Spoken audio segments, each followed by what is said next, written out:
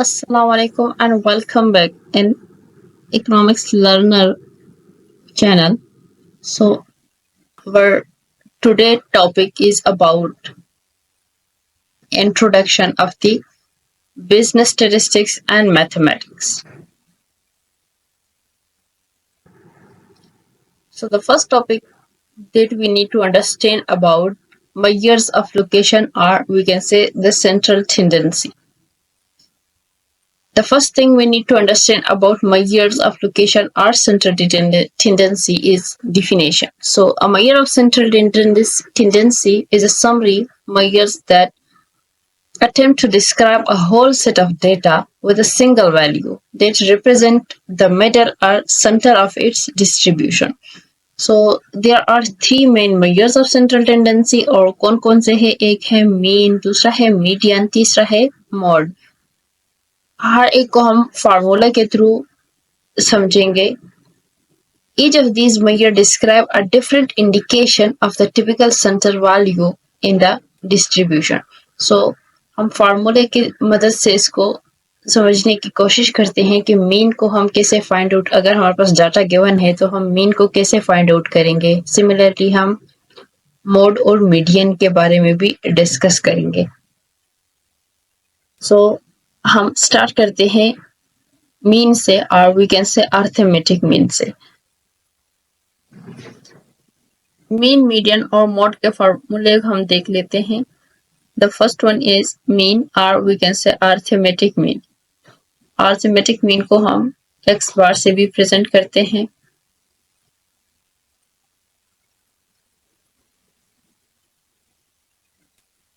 X बार और इसका formula होता है sigma x divided by number of observation or we can say small n. So summation x divided by n is arithmetic mean. Median का formula हम देख लेते हैं. मीडियन का क्या फार्मूला होता है. मीडियन के दो फार्मूले होते हैं. इवन नंबर ऑफ ऑब्जर्वेशन के लिए अलग फार्मूला होता है और ऑड नंबर ऑफ ऑब्जर्वेशन के लिए अलग फार्मूला होता है. So O means odd number of observation or E means even number of observation.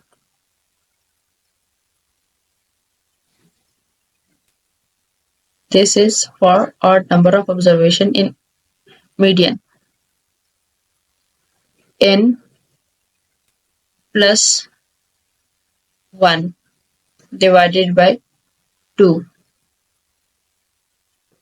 और अगर हम इवन नंबर ऑफ ऑब्जर्वेशन की बात करें तो हमारे पास आ जाएगा n plus 2 divided by 2. This is median. The last one is mode. Mode क्या होता है.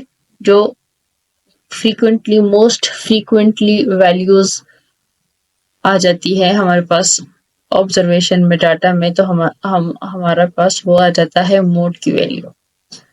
हम एक डाटा ले लेते हैं, x नंबर ऑफ ऑब्जर्वेशन ले लेते हैं. देयर इज 2, साथ में नंबर ऑफ ऑब्जर्वेशन को भी ले लेते हैं तो इजी रहेगा.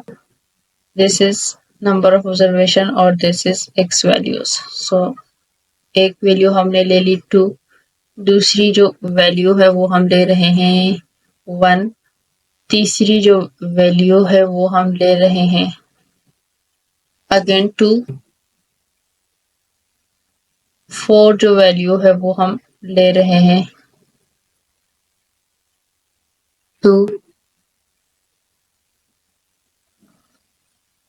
रैंडम वैल्यूज आप ले सकते हैं. फिफ्थ नंबर ऑफ ऑब्जर्वेशन पे हम ले रहे हैं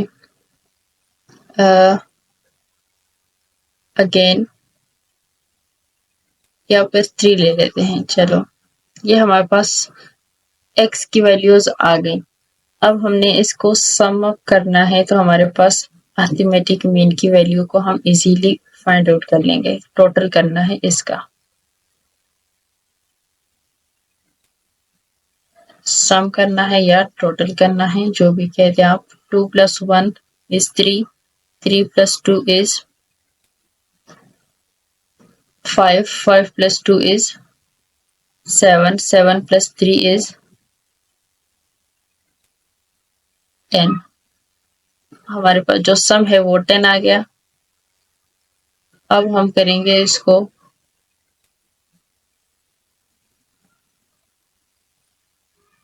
अरिथमेटिक मीन में। 10 divided by number of observation is 5, so 5 से डिवाइड करेंगे, हमारे पास अरिथमेटिक मीन की वैल्यू आ जाएगी जो कि है 2। This is arithmetic mean for this data. Next one is 10 आया है, it means this is even number. तो इवन के लिए हम ये इवन वाला फार्मूला यूज करेंगे। 10 + 2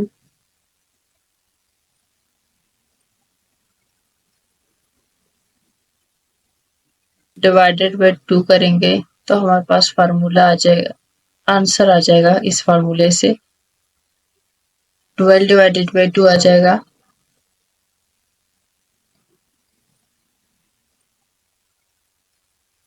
और final answer is 6। Next one is most repeated value. यहाँ पर हमारे पास फर्स्ट ऑब्जर्वेशन में 2 आ रहा है, इससे थर्ड ऑब्जर्वेशन में 2 आ रहा है और फोर्थ ऑब्जर्वेशन में 2 आ रहा है। मोड की हम डिफिनेशन भी देख लेते हैं। Mode is the most repeated और मोस्ट कॉमन और the most frequent value which occur in a set of values. So the mode is generally regarded as the most typical value in a series of data, which is 2. So हम mode के लिए लिख लेते हैं the answer is only 2। ये सारे फार्मूले हमारे पास आ गए अरिथमेटिक मीन के, मीडियन के और मॉड के।